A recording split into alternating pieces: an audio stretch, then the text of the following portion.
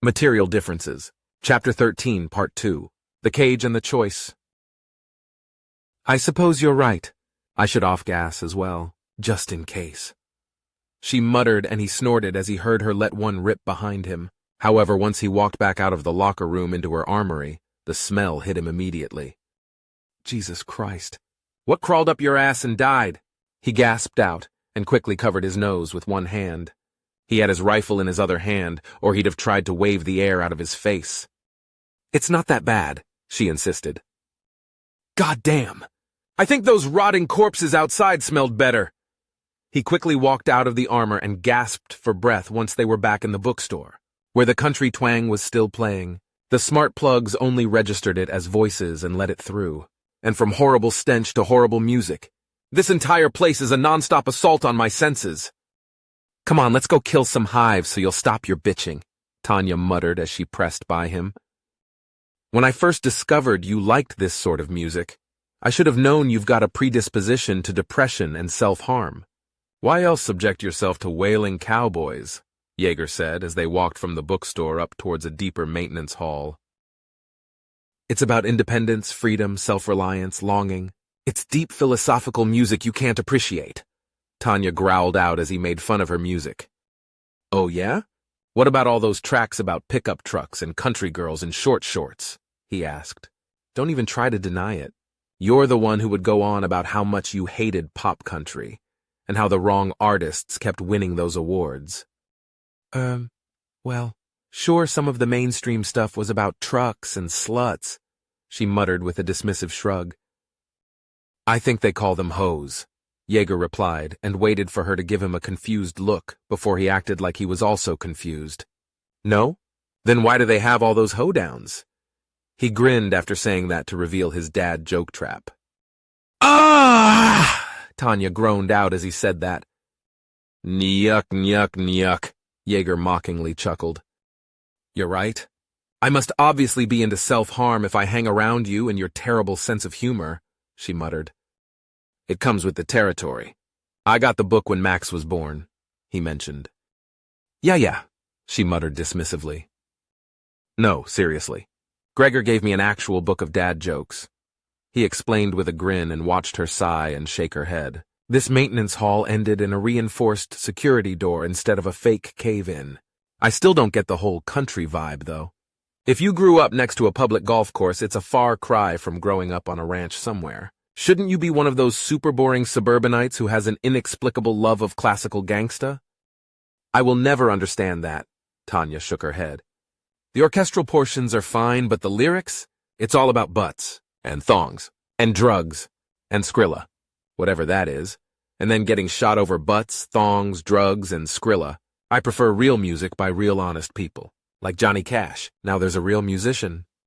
Ugh, Jaeger couldn't help but let out at the name. Ah!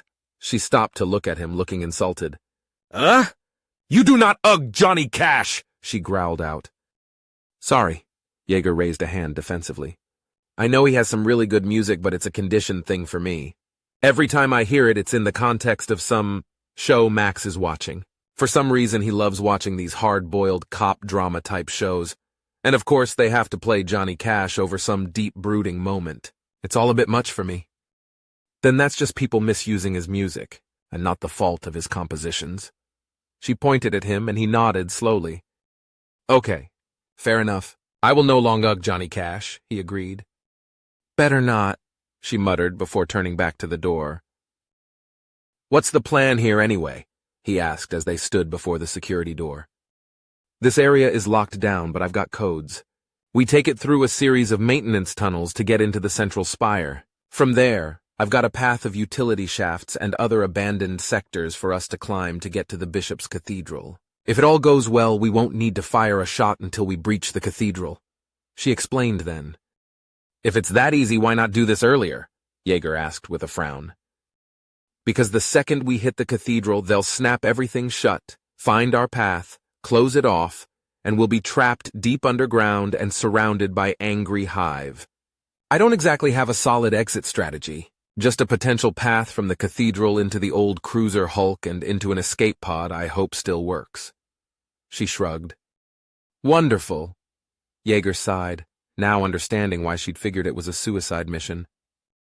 Tunnel rat. This is Anteater. Jaeger looked around a moment, and then caught sight of the old radio unit mounted into the wall. Tanya reached out then to pick up the mic and talk back. Go ahead, Anteater. We're in position. You still want to go through with this? Last chance to back out, the voice said. Jaeger frowned at that, but before he could speak, Tanya quickly replied, That's a go, Anteater. Too late to turn back now, she confirmed and then turned off the radio.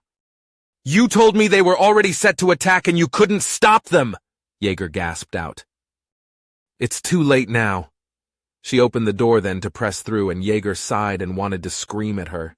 But instead he just stepped through and let her seal the security door behind them. You know I hate half-assing assaults, he grumbled. We could have gotten the whole team here in armor and everything. And draw all kinds of unwanted attention? We need to do this as people, not revenants. If I left, they'd push out further and inflict more damage. We do this now, it minimizes the threat, so we're free to pursue Mark. Besides, there's two of us. So two half-asses make one whole ass, she pointed out. He just rolled his eyes at her creative math and gripped his rifle as they began to walk through the crumbling remains of the old maintenance tunnel. Once they were in the tunnel, he tucked the mirror cloak in closer and changed up his posture subconsciously, moving with more purpose and a less casual stride. The tunnel looked to be in pretty bad shape as he could see the cracks along the walls, and there was only a single emergency light to provide a dim illumination through it. Following Tanya's lead, they quietly made their way forward through what soon became a twisting maze of broken tunnels. Some looked to have been on entirely different levels before the war, and they stepped over the remains of a few unlucky individuals who met their end down here long ago. Neither spoke as they moved, each alert and ready for any sign of trouble as they were in enemy territory now. Finally, Tanya came to a stop down a particular tunnel that ended at a security door that appeared dead and non-functional. There must be a broken pipe somewhere because Jaeger could see water trickling down cracks in the wall to the side. Tanya moved a broken shelf to the side to reveal a small charge pack, which she flicked on, and the door flickered to life. She then tapped in a code to get it to slide open. As it did that, she turned a knob on the side of the pack to get it to turn itself off in 2 minutes, and then set the shelf back into place. The storage room on the other side of the security door was almost entirely dark. 2 old illumination strips on the sides of the walls were all that kept him from total blindness once the door slid shut behind them. Reaching out, he set his hand on Tanya's back, and then followed as she walked, not wanting to trip over anything he couldn't see. As they came to the door on the far side of the room, he stacked up and watched her press her ear to the door. After she was sure it was clear, she opened it and light flooded, making him squint a moment. Once they were through, he shut the door behind him, and the first thing he saw in the new hall was the eye of the hive. He tensed up a moment at the symbol on the wall across from him. He hated that damn eye. It was supposed to represent something about ignorance and enlightenment and knowledge, or something, but all he could see was the eye. Always there, always watching, which is why this promise is one we must share with all the creatures who have been blessed with consciousness and burdened with sapience. A feminine voice echoed out through the tunnel. Jaeger hunkered down then, moving with Tanya in a crouched walk up along the side of the hall towards the sound of the broadcast. Humanity is too great to be kept isolated. Our ingenuity has given us the keys to immortality itself. Our charisma has brought together all of the ordained sapience into one consciousness. Our will has seen us through the great collapse. And our strength shall ensure a new reckoning upon all those who deny our gift. A new bishop, a new speech, and yet, the same thing he'd heard 100 times. They came out of the hall into the central spire of the mountain. The shop fronts, corporate offices, theaters, and restaurants had all been transformed during the occupation by the hive. Stretching a kilometer up above them, the entire spire had been repurposed. Barracks, workshops, cafeteria, and hydroponic farms. The cruiser hull was above them as well, jutting through the side and into the spire, damaging the central pillar around 700 meters up. About 500 meters up, he could see what had to be the cathedral. A bulging segment of the central spire, it was coated in hive iconography, and had balconies on all sides for the bishop to give speeches from, no doubt. At the moment, however, the face of the bishop was being broadcast all over every vid screen in the spire. Long gold hair interwoven with braids of various impossible colored gems and infinite jewels. It portrayed not the real woman in the flesh, no doubt, but whatever form she deemed appropriate within heaven. The level of the VR sim reserved for the select elite hive. He also noticed that for any of the upper class, they were careful to almost never be depicted with their VR rigs on, as if to help remind everyone of their individuality. The drones and soldiers, on the other hand, might as well no longer be people considering their faces were always hidden. Our divine queen has shown me the way, the bishop was saying next, showing me that which I was blind to in the most wonderful and yet unnerving of ways. Through reality itself, never could I have foreseen the form in which her divine message would be brought to me. But her message is clear, and she has told me that those in the decay— Before she could continue, there was a distant explosion. The spire rumbled a moment, and that hideous hive siren rang out for a moment. The bishop was quick to wave a hand and silence it. Those who live in the decay of mortality will fight tooth and nail for every speck of dust. They still refuse to see the paradise we inhabit. The oasis of luxury and opulence that we inhabit is to them entirely unthinkable. Go now, my children. Go now and show them that real blood shall be spilled over this paradise they decry as virtual. Jaeger and Tanya were hunkered down close to the edge of the tunnel as they watched the hive spring into action. Drones quickly scurried to assigned stations while the soldiers rushed to armories, or if they were already armed, they ran towards the fighting. Jaeger spotted several of those massive rats being let out of pens on the far side of the spire, with soldiers forming up around them. They disconnected their cables from the lines crisscrossing the spire and then connected them to the rat hubs. Jaeger carefully pulled the rifle up to look through his scope as he spotted each of the rats had a handler with a VR rig that appeared to be wireless. As they moved in unison, Jaeger figured the handlers must be connected directly to the rats to command their movements. But the fact they had wireless rigs was worrisome. Leaning back, he watched the waves of hive soldiers pour off out of the spire into the tunnels away from them, their rig lights showing the red and teal colors of combat. Tanya moved as one of the last groups of hive soldiers rushed off, and Jaeger was quick to follow.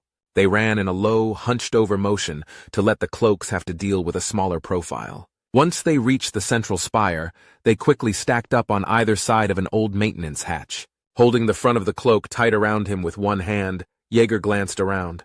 He saw a drone 2 levels over his shoulder looking his way. His other hand tightened around his rifle. But after a few seconds, the drone turned away.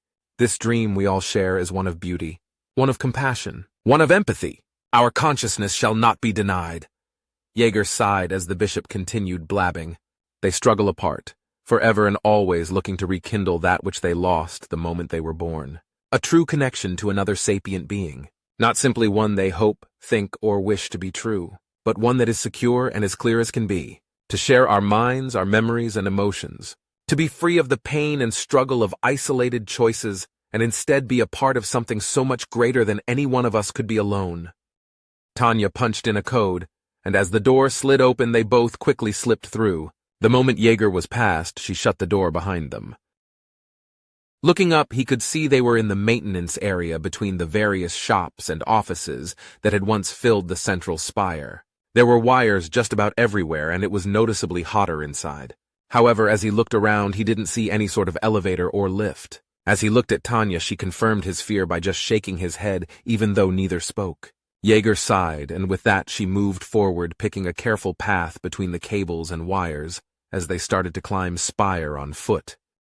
Those who embrace the decay and ruin of the savage dust think we have abandoned reality entirely. But it is they who live in a world of lies. Do we not share all that we have? All that we are?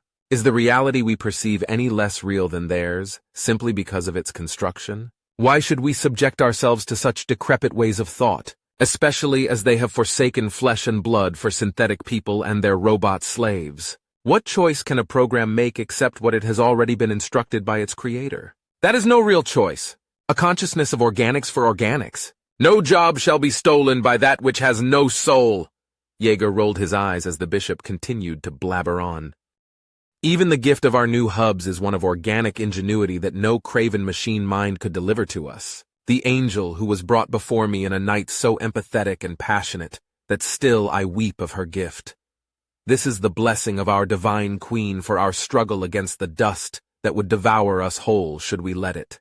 We must not let ourselves confuse survival with purpose as those outside our oasis do. We are divine sapients. Survival alone is nothing. We are destined for far greater opulence. Jaeger was dreading having to keep moving up the stairs and between the wires while listening to this drivel. Thankfully, he saw Tanya pause at a particular junction box and pull something. The bishop's speech could still be heard outside, but now the speakers inside the maintenance area were off. Jaeger let out a relieved sigh as he only had to put up with muffled madness now, though he noticed the bishop kept going on about that angel who had visited her, possibly more than once. During the war, angels were usually their special forces, but they'd all been killed during the attack on the central hub. Then again, hadn't he supposed died then too? Had the war actually killed anyone besides his friends and comrades? He knew it had, but he was getting tired of finding that potential threats had survived. Then again, she might also just be making that all up. He was positive that any word of an angel would have spread fast. Besides, it wasn't like the hive could move freely in the area. How would an angel have even made it on planet? Far as he knew, they had yet to make any mobile hubs strong enough to survive traveling the void alone. Though it gave him something to think about, other than having to haul his ass up the spire. He was in shape, but something about traveling up was so much worse than a flat 500 meters. Eventually they made it, though. He could see where the crawl space between levels was different, clearly not original. The cathedral had been expanded, and left only a small space between the edge of the interior walls and the outer spire for them to squeeze through. In a way, it was actually beneficial they weren't in their armor, as he wasn't sure it would fit. Tanya opened a hatch along the side then and ducked, rolling into it before Jaeger followed.